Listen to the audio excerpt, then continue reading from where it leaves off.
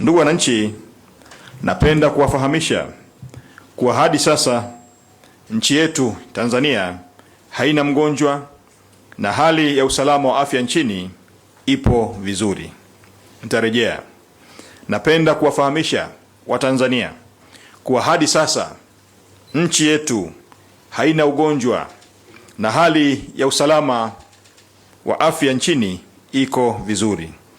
Hata hivyo, kutokana na mwingiliano wa watu na shughuli mbalimbali za kijamii, shughuli mbalimbali za kiuchumi kati ya Tanzania na nchi za jirani, serikali imeendelea kuchukua hatua za mapema na hatua za kina ili kuhakikisha ugonjwa huu hauingii nchini, na tumejipanga kikamilifu kuhakikisha tunazuia, lakini pia kugundua mapema na kudhibiti tishio lolote la kuhatarisha afya za Watanzania kupitia mifumo yake ya kitaifa ya ufuatiliaji, kupitia mifumo mbalimbali ya utambuzi na mifumo mbalimbali ya udhibiti.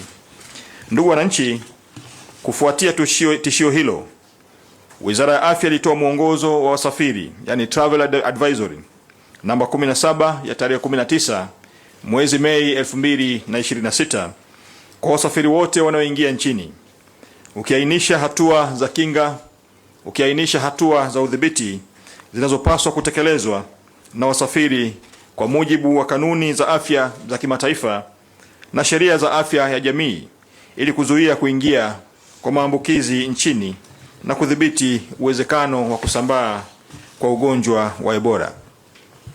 Pamoja na hayo, serikali imeendelea kuchukua hatua zifuatazo.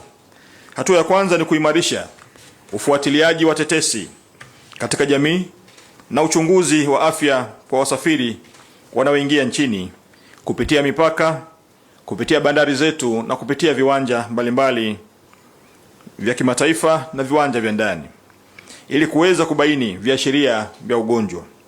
Mpaka sasa jumla ya tetesi 64 kutoka mikoa 21 zimeripotiwa. Kati ya hizo wahisiwa 11 walikidhi vigezo, wakachukuliwa sampuli na baada ya kupimwa wakathibitika hawana maambukizi ya Ebola. Hivyo Tanzania iko free na ugonjwa huu wa Ebola. Tanzania haina mgonjwa wa Ebola.